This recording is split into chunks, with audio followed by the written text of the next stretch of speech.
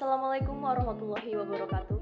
Saya Anggi Setiani Febrian, NIM A420200074, kelas 1B, Program Studi Pendidikan Biologi, Fakultas Keguruan dan Ilmu Pendidikan.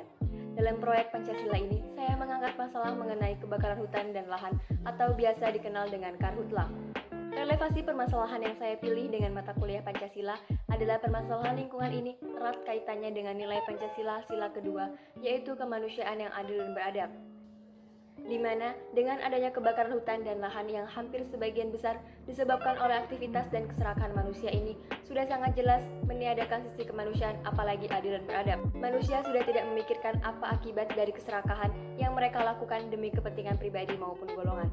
Selain itu, saya juga merelevasikan permasalahan ini dengan program studi saya, yaitu pendidikan biologi, yang mana permasalahan ini sangat erat kaitannya dengan mata kuliah biologi lingkungan yang ada di program studi saya.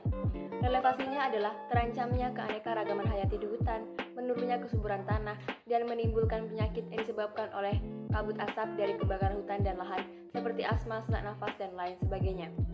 Hal itu juga diperkuat dan diperjelas dengan beberapa sumber yang telah saya cari untuk mendapatkan informasi lebih banyak mengenai permasalahan ini, seperti pada buku, jurnal, artikel, dan undang-undang yang mengaturnya. Dalam buku Panduan Pengendalian Kebakaran Hutan dan Lahan Gambut, dijelaskan bahwa penyebab kebakaran hutan dan lahan di Indonesia umumnya 99,9% disebabkan oleh manusia baik disengaja maupun akibat kelalaiannya. Sedangkan sisanya 0,1% adalah karena alam, yaitu petir, lava gunung, berapi, dan lainnya. Penyebab kebakaran oleh manusia dapat dirinci sebagai berikut. Konversi lahan, yaitu kebakaran yang disebabkan oleh api yang berasal dari kegiatan penyiapan atau pembakaran lahan untuk pertanian, industri, pembuatan jalan jembatan, bangunan, dan lainnya.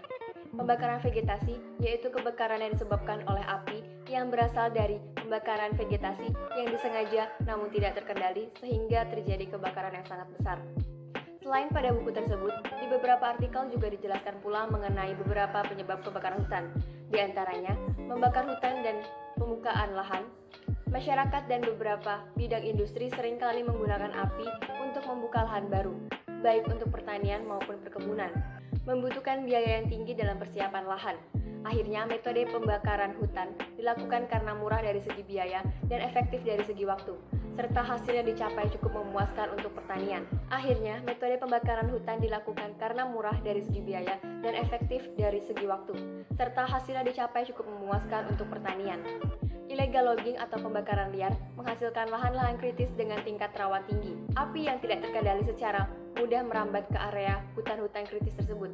Pembakaran liar sering meninggalkan sisa berupa cabang, daun, dan ranting kering yang semakin lama semakin bertambah dan menumpuk di kawasan hutan. Pada musim kemarau akan mengering dan berpotensi menyebabkan kebakaran hutan baru. Dalam Jurnal Manajemen Penanganan Kebakaran Hutan dan Lahan guna peningkatan ekonomi kerakyatan, dijelaskan penyebab terjadinya karhutla berdasarkan laporan Satgas Karhutla Sumatera Selatan pada tahun 2016 bisa diidentifikasikan sebagai berikut. Pertama, metode pembukaan lahan pertanian yang masih mengandalkan metode pembakaran. Kedua, penelantaran lahan-lahan terutama kawasan gambut, lahan tidak diolah dan tidak dijaga. Ketiga, tingginya suhu akibat kemarau panjang. Keempat, keringnya rawa-rawa, terutama rawa gambut, baik akibat tindakan yang disengaja ataupun tidak. Yang kelima, praktek illegal logging yang masih banyak ditemukan. Pada Jurnal Kesadaran Hukum Masyarakat dalam Pencegahan Kebakaran Hutan dan Lahan di Kota Dumai, disebutkan hutan merupakan sumber daya alam yang mempunyai posisi yang sangat strategis dalam kehidupan berbangsa dan bernegara. Nilai penting sumber daya tersebut kian bertambah karena hutan merupakan sumber hajat hidup orang banyak. Akan tetapi, akhir-akhir ini hutan di Indonesia mengalami degradasi dan juga deforestasi atau penghilangan fungsi hutan akibat pembukaan lahan yang cukup besar, dan bahkan Indonesia merupakan negara dengan tingkat deforestasi paling parah di dunia. Salah satu penyebab deforestasi hutan adalah kebakaran hutan. Dalam Pasal 1 Angka 2 Undang-Undang Nomor 23 Tahun 1997 tentang pengelolaan lingkungan hidup dikatakan bahwa pengelolaan lingkungan hidup adalah upaya terpadu untuk melestarikan fungsi lingkungan hidup yang meliputi kebijaksanaan penataan, pemanfaatan, pengembangan, pemeliharaan, pemulihan, pengawasan, dan pengendalian lingkungan hidup. Pada pasal 26 Undang-Undang Nomor 18 Tahun 2004 tentang perkebunan, yaitu Undang-Undang Perkebunan, berbunyi setiap pelaku usaha perkebunan dilarang membuka dan atau mengolah lahan dengan cara pembakaran yang berakibat terjadinya pencemaran dan kerusakan fungsi lingkungan hidup. Selain itu, pada pasal 69 ayat 1 huruf H Undang-Undang PPLH Nomor 32 Tahun 2009 berbunyi, setiap orang dilarang melakukan pembukaan lahan dengan cara membakar. Baiklah, itu tadi pembahasan mengenai permasalahan kebakaran hutan dan lahan yang saya pilih untuk proyek Pancasila ini.